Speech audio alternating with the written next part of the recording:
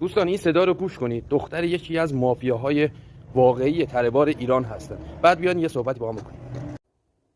سلام آقای خانزاده، وقت بخیر باشه. پونه رضایی هستم. قبلا اومدین سورتیم یا شرکت ما. واقعیتش می‌خواستم یه مشاوره باتون داشته باشم. میشه بالاخره شما مقدار فروش و کسب و کار پدر من رو میشناختید، اندازه فروششون و قدرتشون توی صادرات. واقعیتش الان میبینم پدر اذیت میشن، منم اذیت میشم از بابت اینکه الان کارجرشون میاد بارشون رو رد میکنه و قدرت فروششون رو از دست دادن. از این دایی که من 2 سال پیج شما رو دنبال میکنم، میخواستم راهنمایی کنید و یه کاری برای بازیابی کسب و کار پدر انجام بدیم. خیلی ممنون میشم. مرسی.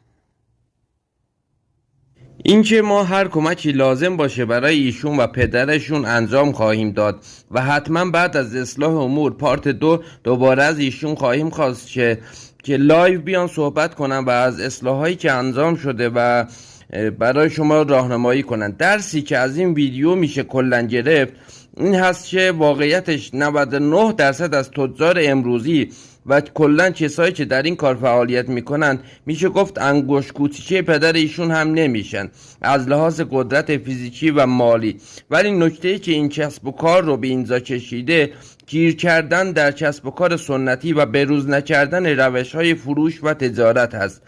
روز به روز که جلوتر میریم علم و آگاهی هم جلوتر میره. اگر ما کسب و کارمون رو با روش‌های قدیمی بخوایم جلو ببریم مطمئناً به شکست خواهد کشید، چه امروز چه 1 سال دیگه.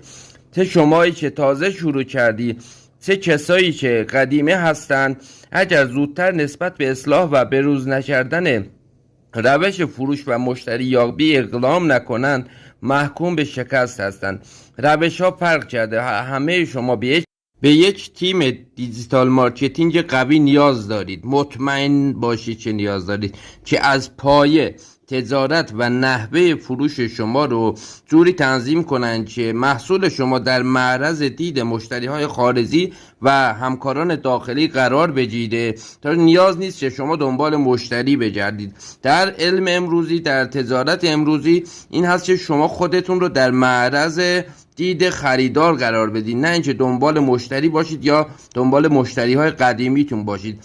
با روش‌های امروزی این تیم شما را هماهنگ می‌کند که عقب نمونید و روز به روز پیشرفت کنید. اگر کسی رو نمیشناسید یا تیمی رو نمیشناسید کلمه تجارت رو زیر این پست کامنت کنید که بچه‌های پشتیبانی میان راهنماییتون میکنن و شما رو لینک میکنن و متصل میکنن به یک تیم قوی که این کارها رو براتون انجام بده. حتما عقب نمونید.